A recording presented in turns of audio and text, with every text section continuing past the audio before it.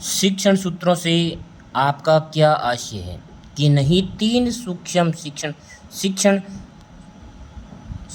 तीन शिक्षण सूत्रों की साधारण व्याख्या कीजिए। मतलब तीन शिक्षण सूत्र अपने को बताने हैं। शिक्षण सूत्र किसे कहते हैं, पहले तो देखते हैं शिक्षण सूत्र क्या होता है। शैक्षिक प्रक्रिया में विविध प्रकार के जो शिक्षण सूत्रों का उपयोग किया जाता है।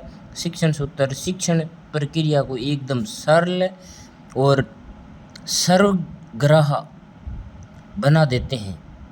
अध्यापन प्रक्रिया की पूर्ण सफलता के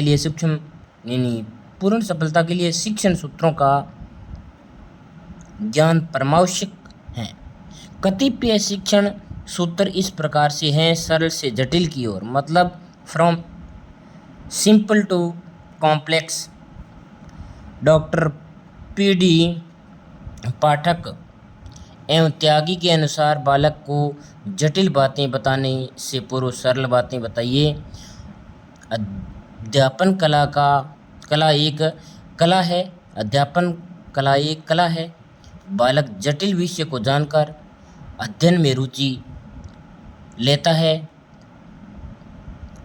जटिल विषय को जानकर अध्ययन में रुचि नहीं लेता, वह सरल विषय को जानकर ही पाठ्यक्रम में रुचि लेता है। इसलिए पाठ्यक्रम या विषय विभाजन मनोवैज्ञानिक ढंग से सरलतम पक्षों को प्रस्तुत करके किया जाना चाहिए। मतलब सरल भाषा को काम में लिया जाना चाहिए। भाषा शिक्षण के समय पहले बालक की सामान्य ज्ञान दे करके बाद में भाषा के विविध नियम उपनियम की शिक्षा देनी चाहिए। पहले क्या है कि उसको भाषा के बारे में सामान्य जानकारी देनी चाहिए, फिर उसके नियम और उपनियमों के बारे में बताना चाहिए। डॉक्टर शालिग्राम त्रिपाठी के अनुसार देखा जाए तो अध्यापन के समय बालक को हमेशा ही सरल विषयों का ज्ञान कराने के बाद जटिल विषयों की ओर ले जाना चाहिए। इस क्रम में बालक में रुचि बनी रहती है। इसमें क्या है कि बालक में रुचि बनी रहती है विषय की प्रति।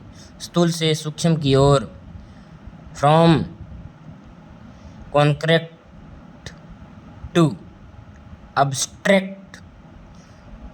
डॉक्टर जयप्रकाश बालोधी बालक समाज में स्थूल वस्तुओं को देखकर उनसे अंश रूप में परिचित होता है। सने स्थूल रूप में सूक्ष्म ज्ञान की जिज्ञासा उसे सूक्ष्म तत्व ज्ञान की प्रेरणा देती है और वह सूक्ष्म ज्ञान की प्राप्ति के लिए चिंतित करने लगता है।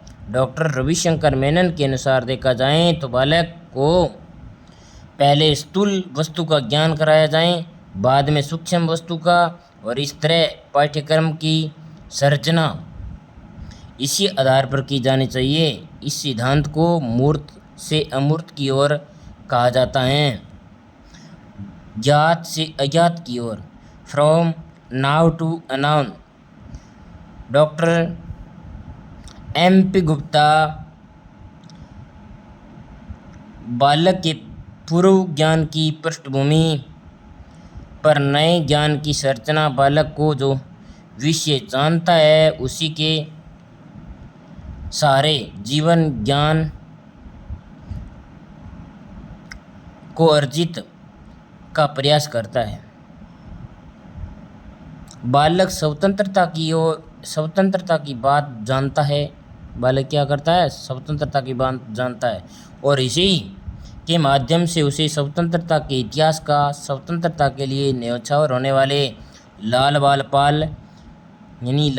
पाल अन्य नेताओं का ज्ञान कराया जाएगा। लाला लाजपत राय, बिपिन चंद्र पाल, बाल गंगाधर तिलक,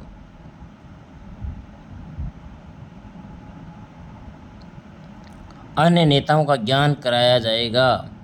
अनुभव से तर्क की ओर,